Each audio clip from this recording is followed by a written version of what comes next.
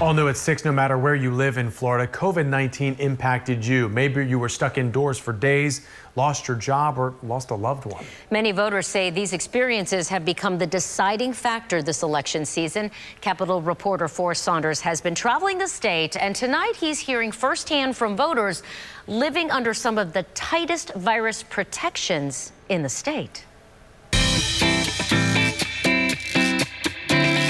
Election day, only days away, and Eddie Rivera... It's a catch-22 on where do we stand. Do we do it this way? Do we do it that way? A West Palm restaurateur has no idea who he's voting for. Is this one going to help me, but is this one going to help me? So it's a challenge.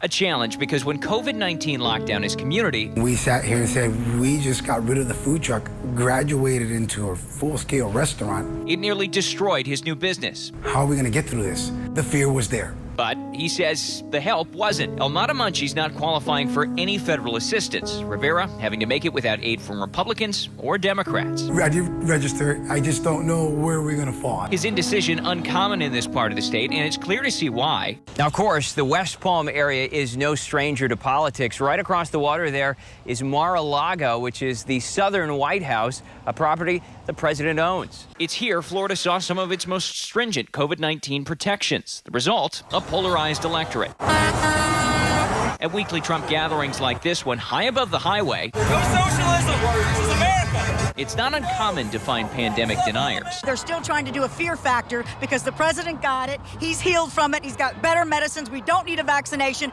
and now they want to press the issue more. And those sick of virus regulations. I feel for everyone that wasn't able to work.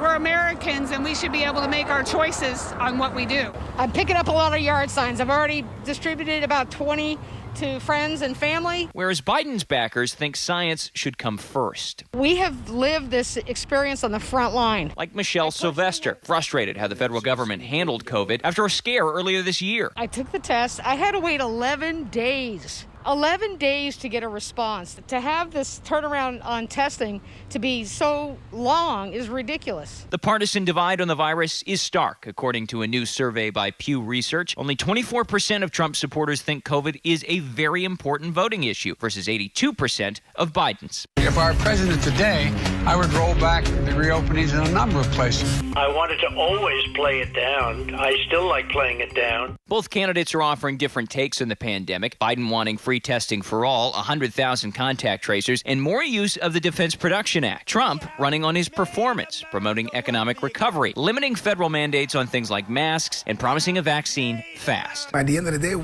like I said, we've got bills to pay. They don't stop. The platform's not making it any easier for Rivera, who expects his decision will come down to the ballot box. It's going to be one of those do or die moments. Yeah, it's going to be probably going to be right there at the cutoff time on November 3rd. In West Palm, Forrest Saunders, ABC Action News.